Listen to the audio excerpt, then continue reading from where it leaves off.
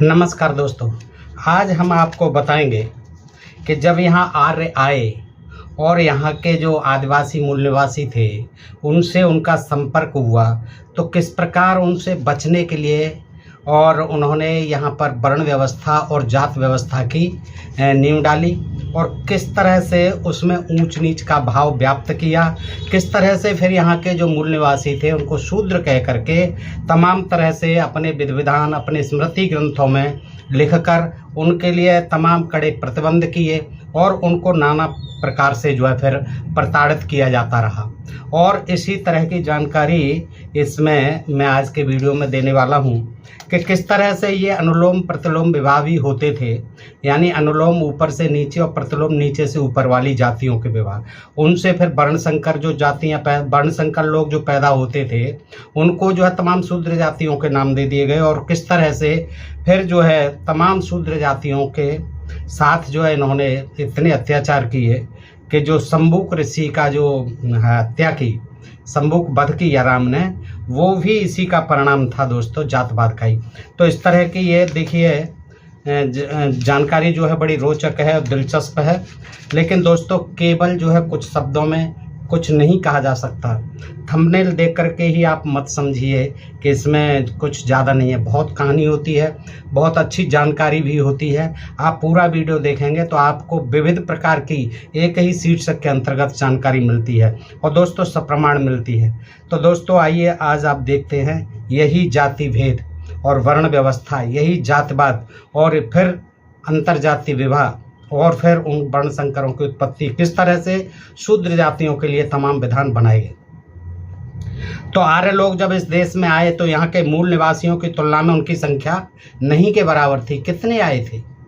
बहुत कम संख्या में, किंतु उन दिनों में बहुधा विच्छिन्न नहीं थे, वो तितर बितर नहीं थे, वो एकत्रित होके आए थे, संगठित दल के रूप में यहाँ आए थे। और उन्होंने यहाँ देखा कि यहाँ तो ग्रस्त लोग हैं और आपस में कोई संबंध नहीं है, एकता नहीं है और ये इस तरह से समूहबद्ध नहीं है कि वो हमसे टक्कर ले सकें। तो यही कारण था कि वो जो है क्योंकि व्यूहबद्ध होके आए थे, सुनियोजित रंग से, सुसंगठित रूप से, गिरोह के रूप में आए थे, दलों के रूप में आए थे, तो यहाँ के जो गृहस्थ थे उनको उन्होंने आसानी से विजित कर लिया, यानी जीत लिया। अनार्यों के संपर्क से उन्होंने यहाँ के मूल निवासियों को अनार्य कहा, चूंकि वो अपने को आर्य कहते थे। तो अनार्यों के संपर्क से अपने को बचने के लिए ही आर्यों ने जात भेद बनाया।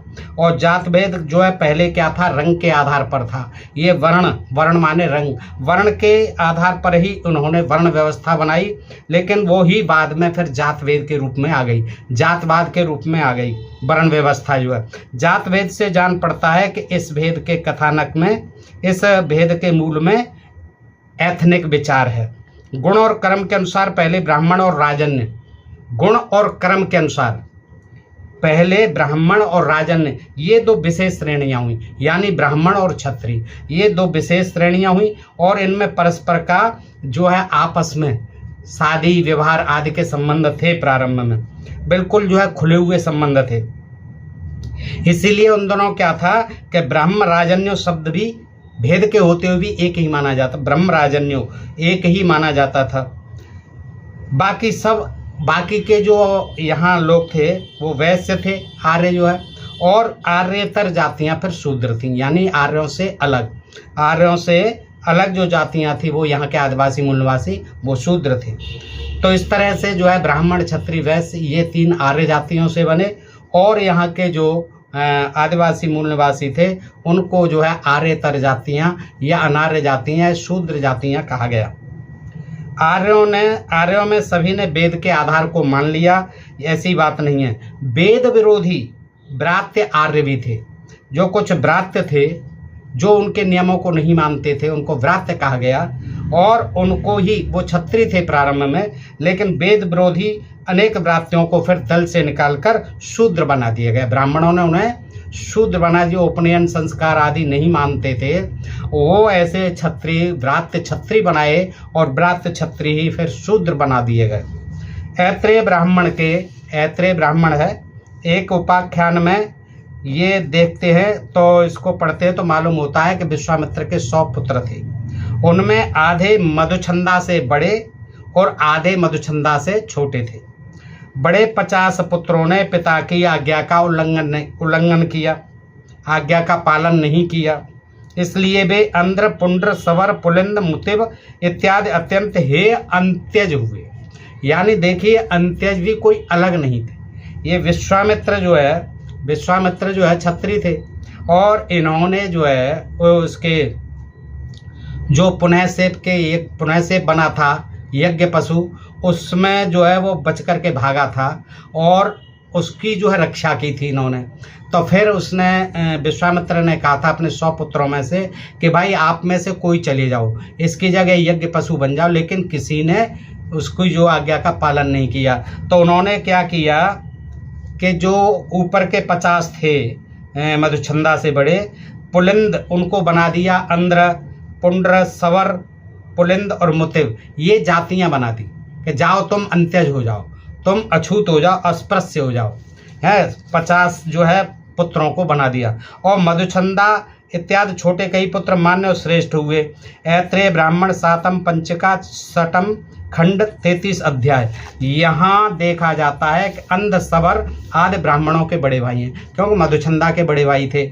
ये जो है ब्राह्मण, ये बाद में जो है विश्वामित्र क्या हुए, विश्वामित्र जो है बाद में ब्रह्म ऋषि बने। थे तो क्षत्रिय, लेकिन चूंकि वो ब्रह्म ज्ञान उन्होंने प्राप्त किया वशिष्ठ से प्रतिद्वंद्विता में, तो फिर ये ब्रह्म ऋषि स्वीकार किए गए। तो इसलिए क्या है कि जो अंध, सवर जो अंत्यज जातियां थीं, और सवर तो आज भी अनुसूचित जनजाति में होते हैं, तो ये क्या है, ये ब्राह्मणों के बड़े भाई हैं, चूंकि ब्राह्मणों में से ही बने ये। यह बात जरा विचारणीय है। जान पड़ता है कि इसमें एक बड़े मानव सत्य का आभास मिलता है। पथ ब्राह्मण में देखा जाता है कि ब्राह्मण आदि 4 वर्णों के चैत्य की आकृति, यानी पूजा स्थल की आकृति भिन्न भिन्न तरह की होती थी। फिर 4 जातियों के अधिकार, भेद और उसकी सीमाएं भी निर्दिष्ट हुई, तय हुई। ऐत्रेय ब्राह्मण 7/29। इस समय देखा जाता है कि ब्राह्मण क्षत्रियों के अधिकार की तुलना में वैश्यों और शूद्रों के अधिकार बहुत संकुचित हैं, बहुत कम हैं। और शतपथ ब्राह्मण में ये पढ़ने से मालूम होगा कि ब्राह्मण और जो 4 वर्ण, ब्राह्मण, क्षत्रिय, वैश्य, शूद्र, इन सबके अलग अलग आकृति के और भिन्न भिन्न तरह के होते थे चैत्य पूजा स्थल। ब्राह्मण से पता चलता है कि उन दिनों 4 वर्णों के संभाषण की रीति, यानी बातचीत की रीत, और भिन्न भाषाएं थीं। भाषाएं भी भिन्न भिन्न थीं उस समय 4 वर्णों की।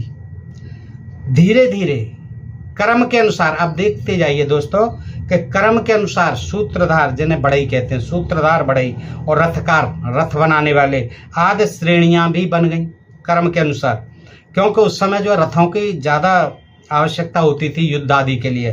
तो जो उनको बनाने वाले थे उनको रथकार कहा गया, बढ़ई कहा गया, सूत्रकार कहा गया, सूत्रधार कहा गया।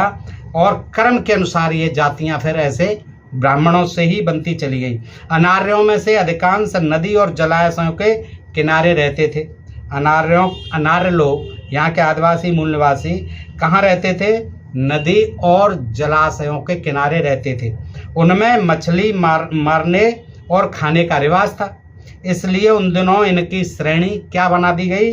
कैवर्त, दास, केवट, मैनाल, मल्लाह आदि के नाम प्राय ही मिल जाते हैं। नौका चलाने वाले को नावज कहते थे, नाविक नहीं, उस समय मल्लाह नहीं, क्या कहते थे? नावज। नौका चलाने वाले को नावज, और वन रक्षक जो होते थे, वनों की रक्षा करने वाले को वनप कहा जाता था। क्या? वनप कहा जाता था। कुम्हार का नाम, कुम्हार और प्रजापति नहीं था उस समय, कुंभकार नहीं था, क्या कहते थे? कुम्हार को कुलाल। प्रारंभ में ये नाम प्रारंभ के हैं जो आजकल नहीं है। कुम्हार का नाम कुलाल। नाई का नाम क्या होता था उस समय? वप्ता होता था। लोहार का करमार। ये नाम आजकल नहीं है प्रचलन में दोस्तों।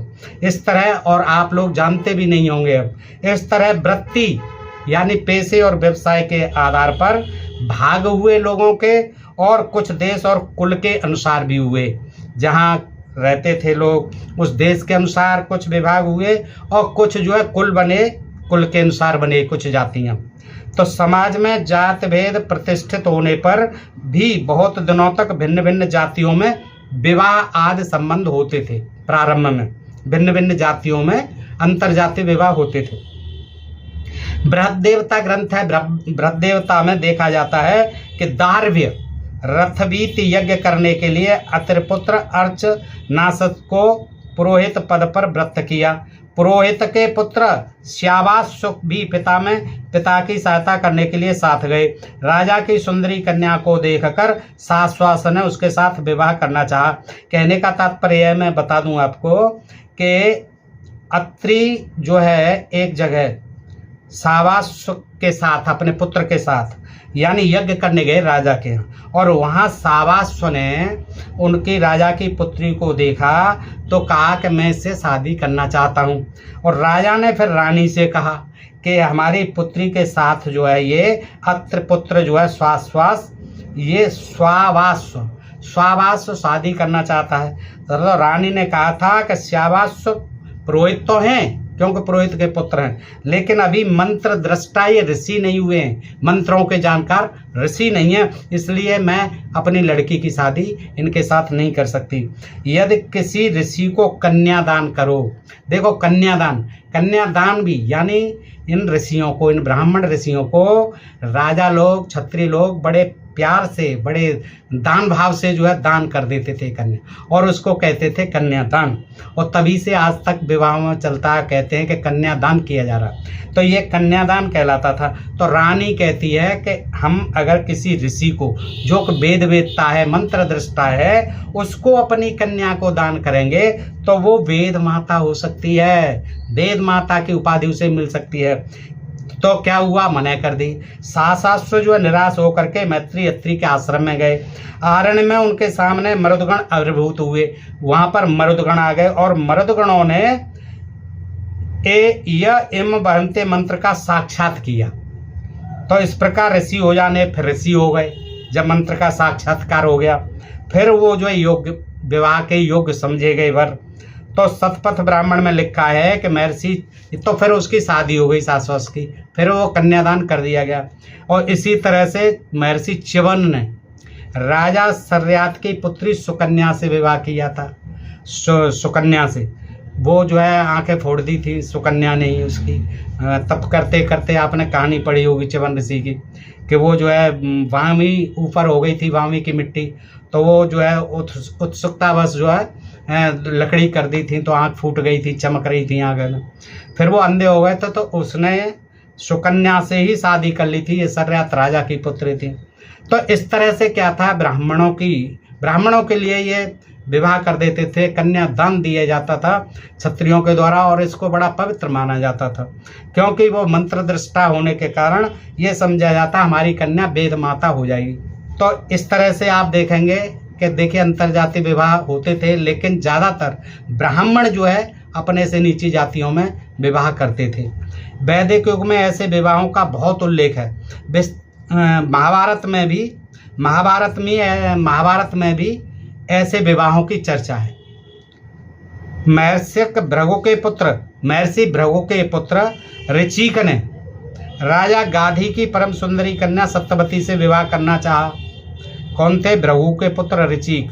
और ऋचिक ने राजा गाधी की परम सुंदरी कन्या सत्यवती से विवाह किया था, करना क्या चाहा। इस पर राजा ने कहा कि हमारे कुल में नियम है कि भीतर लाल और बाहर श्यामल, यानी श्याम रंग वाले, श्याम कान वाले 1000 घोड़े जब तक नहीं पाते तब तक हम किसी को कन्या नहीं देते।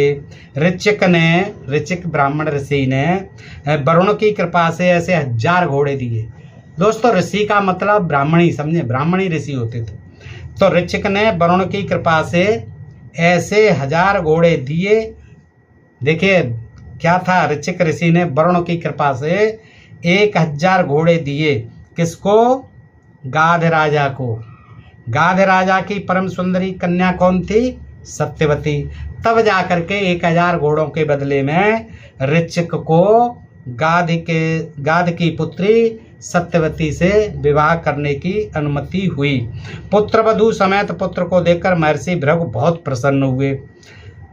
ये पुत्र थे किसके? भृगु ऋषि के। कौन? ऋचिक। अच्छा, ऋचिक पुत्र, फिर ऋचिक के इनके जो पुत्र कौन हुए? यमदग्नि। इन्हें जमदग्नि भी कहा जाता। राजा इन्होंने क्या किया, क्षत्रिय राजा प्रसेनजित की कन्या रेणुका से विवाह किया। कौन थी वो? प्रसेनजित क्षत्रिय राजा। उससे किसने? यमदग्नि ने, जो अभी ऋचिक ने की थी गाधपुत्र से, सत्यवती से शादी, गाधपुत्री से। उनके पुत्र हुए फिर ये यमदग्नि, यानी ये परशुराम जी के पिताजी। यमदग्नि ने राजा प्रसेनजित की कन्या रेणुका से शादी की। राजा ने कन्यादान किया। वन पर्व 116/2।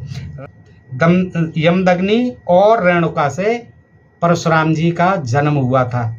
अब देखिए, दशरथ राजा की कन्या शांता के साथ ऋषि श्रृंग ने विवाह किया था। विभांडक मुनि के पुत्र थे जिन्होंने हिरणी से संपर्क किया था, और हिरणी से पैदा हुए थे ये ऋषि श्रृंग। और ऋषि श्रृंग के सिर पर जो है मस्तिष्क पर हिरणी का जैसा सींग था, इसीलिए उनको कहा गया ऋषि श्रृंग।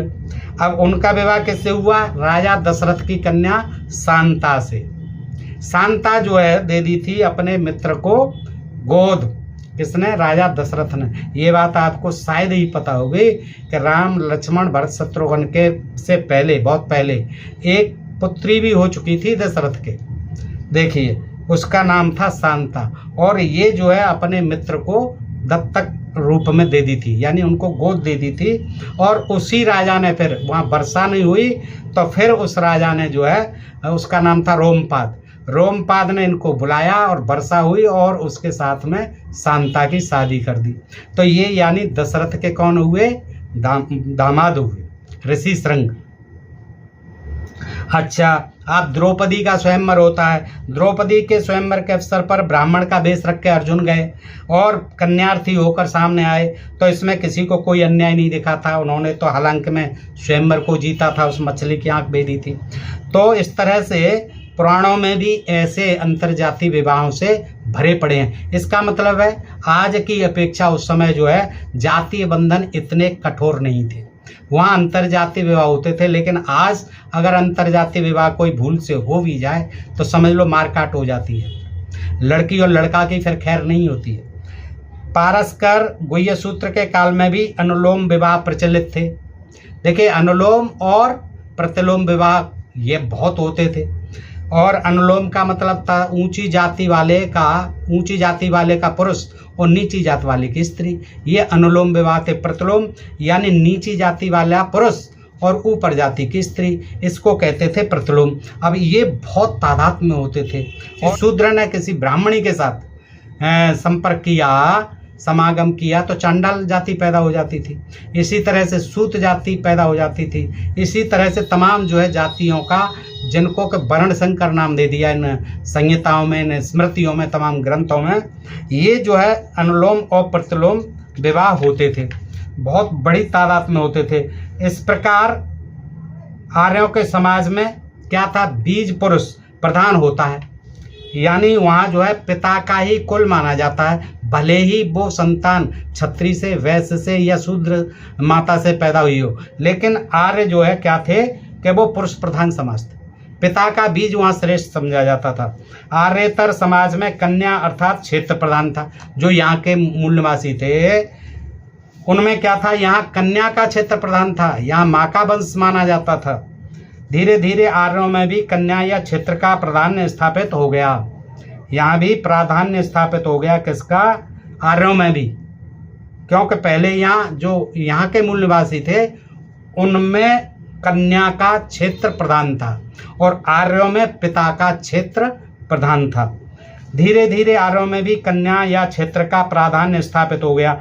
आजकल मालाबार के नंबूदरी ब्राह्मण जो नायरों की लड़कियों के साथ गृहस्थी चलाते हैं, उसे विवाह न कहकर संबंधम कहा जाता है। यानी ये क्या करते हैं? जो मालाबार के नंबूदरी ब्राह्मण हैं वो नायर कन्याओं के साथ शादी करते हैं, लेकिन रात रात की शादी होती है, सवेरे ही वो अपने घर आ जाते हैं और फिर बिल्कुल पाक साफ जो है पवित्रतम ब्राह्मण हो जाते हैं। और नायर जो है वो शूद्र जाति है, वहाँ जो है रात रात को रहते हैं और उसको जो है अस्थाई विवाह, यानी वो कहते हैं इसको संबंधम। अब देखिए, संबंधम से जो संतति पैदा होती है, जो संतान पैदा होती है, वह फिर ब्राह्मण नहीं, ये नंबूदरी ब्राह्मण नहीं कहलाती, वो क्या कहलाती है, वो नायर ही होती है, माँ की जाति ही होती है।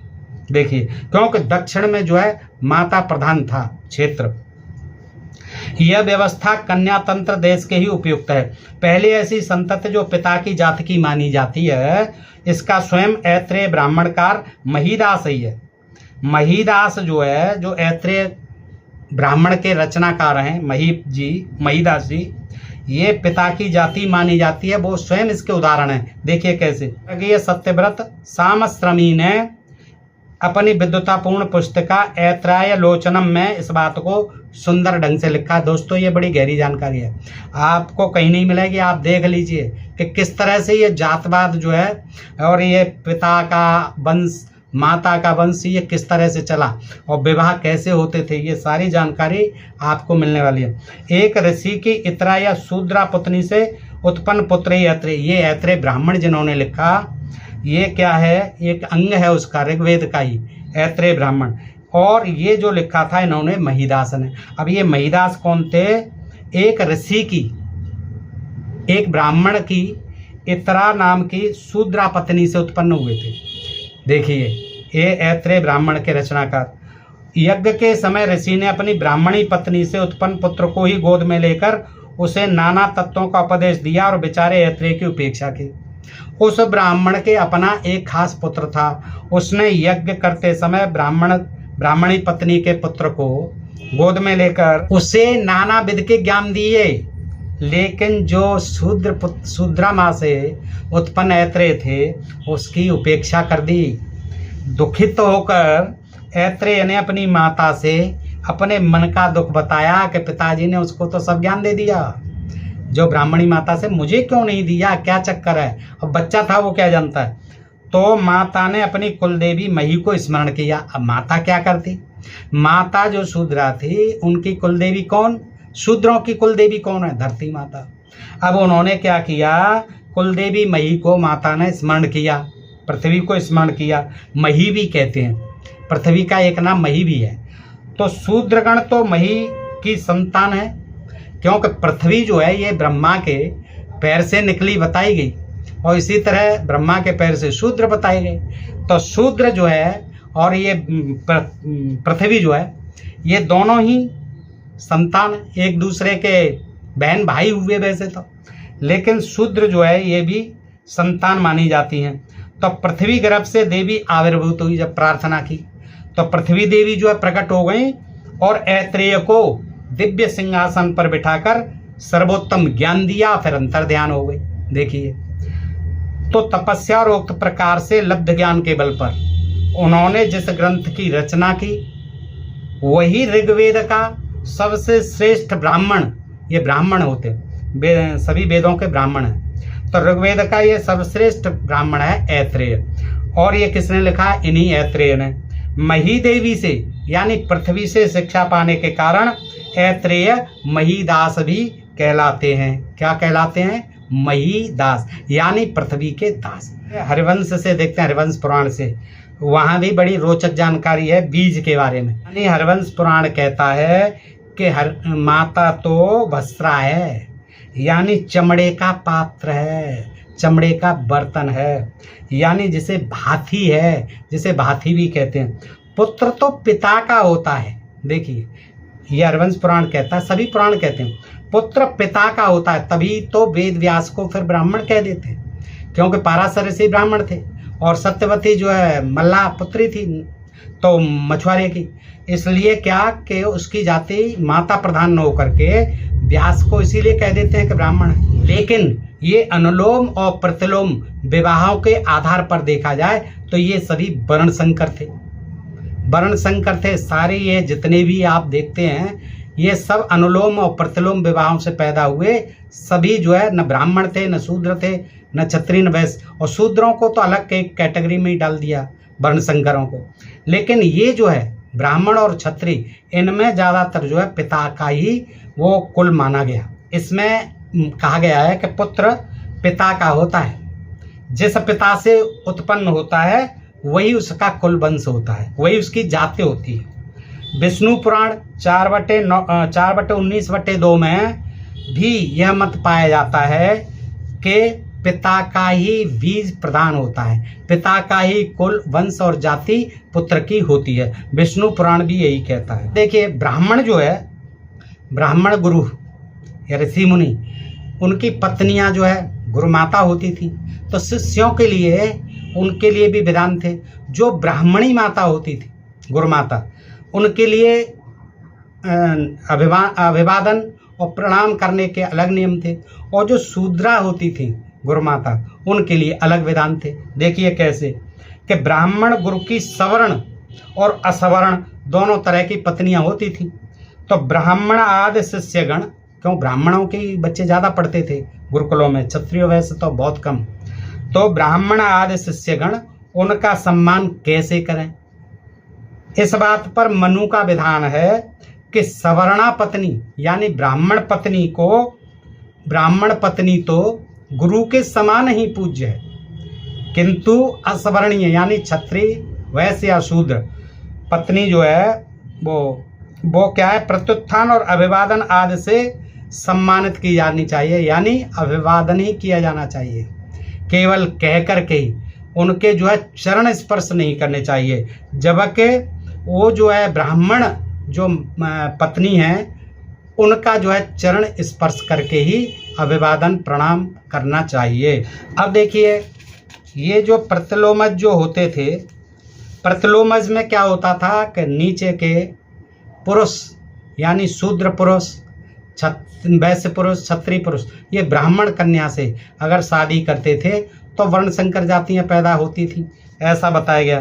तो शास्त्र के मत से यह बेत है कि प्रतिलोम विवाह अर्थात ऊंचे वर्ण की कन्या का नीचे वर्ण के वर के साथ विवाह का समर्थन शास्त्र नहीं करता। ऐसे विवाहों को शास्त्र समर्थन नहीं करते, किंतु फिर भी प्राचीन काल के अनेक दृष्टांतों से ऐसा नहीं मालूम होता कि यह प्रथा एकदम अमान्य है, ऐसा प्रतीत नहीं होता, अच्छी तरह से मान्य थी। दैत्याचार्य, दैत्यों के आचार्य, दैत्यों के गुरु कौन थे, शुक्र ब्राह्मण थे।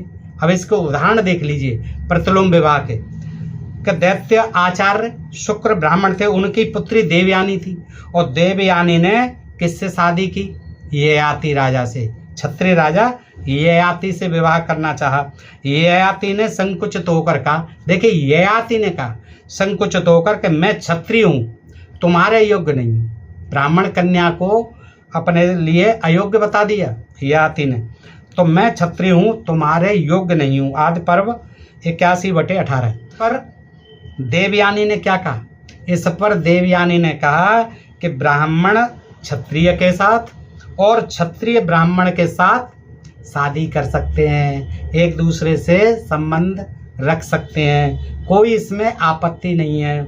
जहाँ ऐसी घनिष्ठता है वहाँ मुझे पत्नी रूप में ग्रहण करने में आपको क्या आपत्ति है महाराज।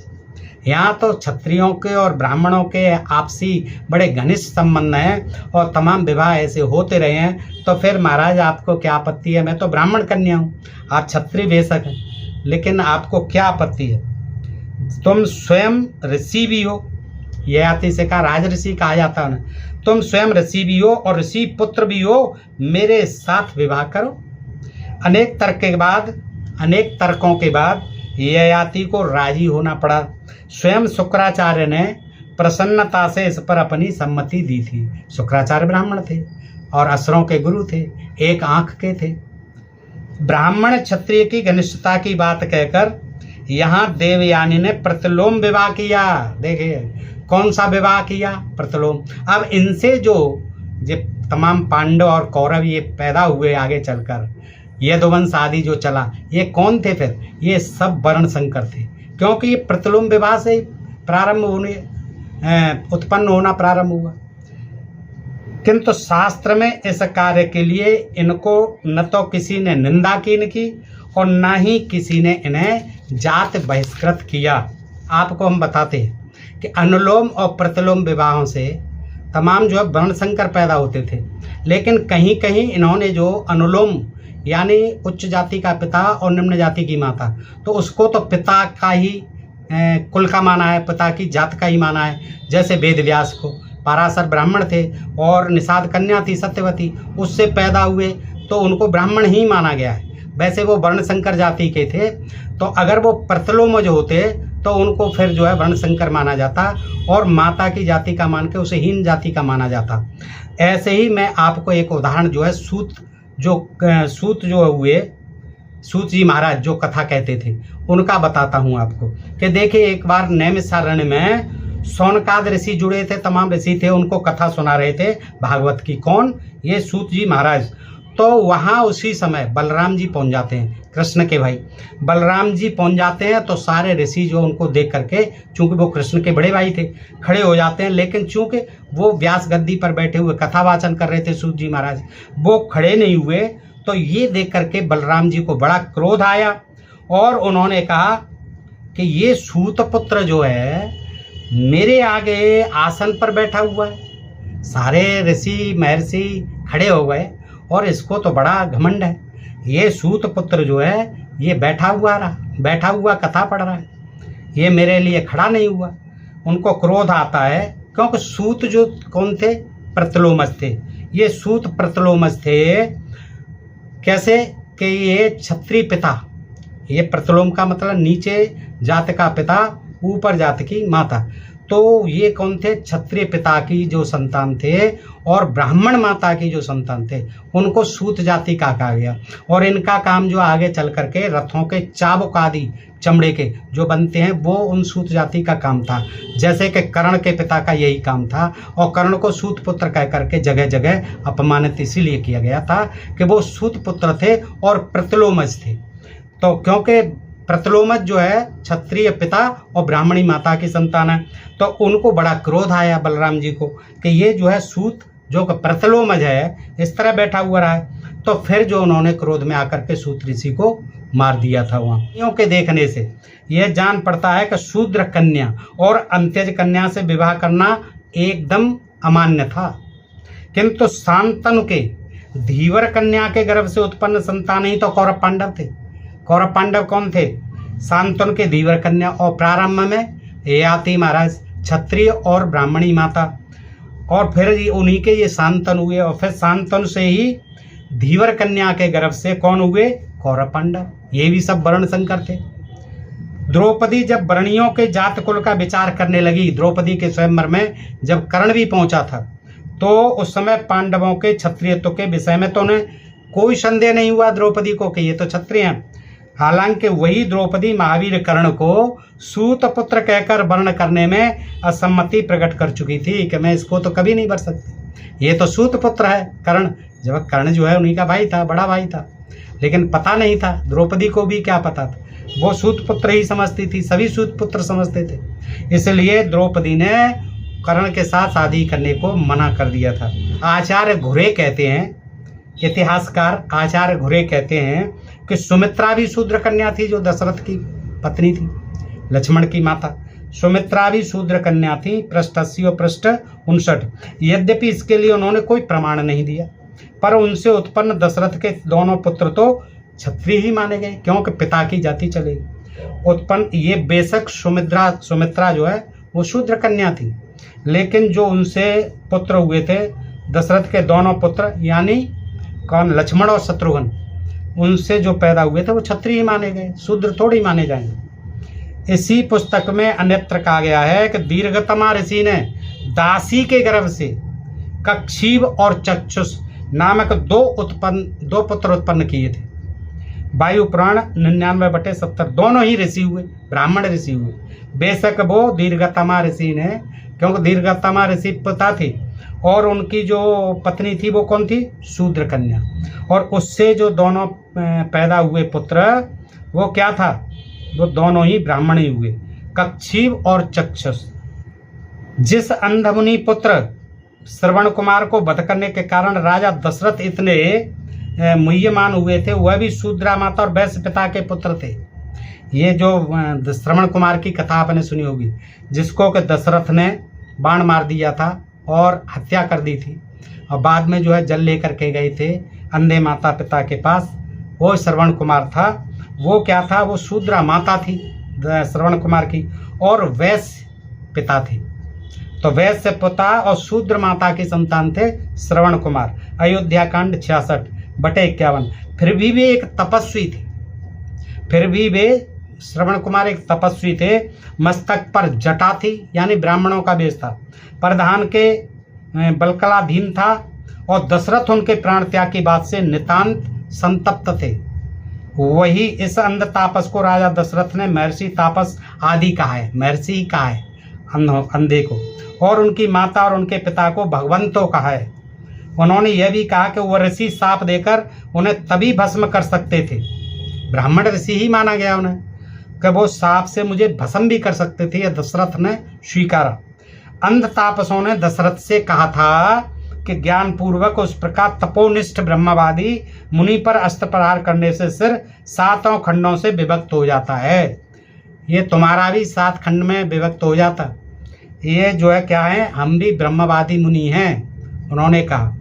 यही नहीं, दशरथ ने अज्ञान पूर्वक मारा था। यदि उन्होंने ज्ञान पूर्वक उस मुनि का वध किया होता तो तत्काल उन्हें ब्रह्महत्या का दोष लग जाता। इसका मतलब यह हुआ कि ज्ञान पूर्वक शूद्रा के गर्भजात वैश्य पुत्र तपस्वी का वध करने पर भी दशरथ के ब्रह्महत्या का पाप लगता। इस तपस्वी पुत्र के शास्त्र अध्ययन को सुनकर माता पिता ब्राह्म मुहूर्त में आनंदित होते थे। यह तापस कुमार स्नान करके अग्नि में आहुति देकर शूद्रा पुत्र, शूद्र माता और वैश्य पिता, ये भी देखिए ब्राह्मणी कर्म करता था, आहुति देकर माता पिता की सेवा में नियुक्त रहते थे। अगर इन्हें ज्ञानपूर्वक मारा, जानबूझ के मारा गया होता, वो तो धोखे से मारा दशरथ, अगर ज्ञानपूर्वक मारा गया होता तो क्षत्रिय दशरथ को जरूर ब्रह्महत्या का दोष लगता। अब सवाल ये होता है कि उत्तरकांड के 76वें अध्याय में जो दशरथ के पुत्र मर्यादा पुरुषोत्तम, अब दशरथ के बाद मर्यादा पुरुषोत्तम की भी देख लीजिए कि मर्यादा पुरुषोत्तम के शूद्र तपस्वी के सिर काटने की कहानी दी हुई है, सिरोच्छेद की कहानी दी हुई है। किसमें? उत्तरकांड के 76वें अध्याय में। हुआ क्या? सही है, कथा है 73 अध्याय कि किसी ब्राह्मण का पुत्र अकाल में ही मर गया। राज व्यवस्था की गलती ही इसका कारण समझी गई। क्या समझी गई? राम के राज्य की गलती। ब्राह्मण का पुत्र मर गया तो क्या समझी गई कि ये राजा का दोष है, राम जी का दोष है। प्रतिकार के लिए राम बाहर निकले। जब ब्राह्मण ने कहा कि ये तो आप पर ब्रह्महत्या लगेगी, तो उन्होंने क्या, ठीक है मैं देखता हूँ। वो दंडकारण्य में पहुँचते हैं और वहाँ शंभूक नामक तपस्वी को तप करते देख उसका सिर काट देते हैं। और देवताओं ने फिर साधुवाद दिया और रामचंद्र जी के ऊपर पुष्प की वृष्टि की।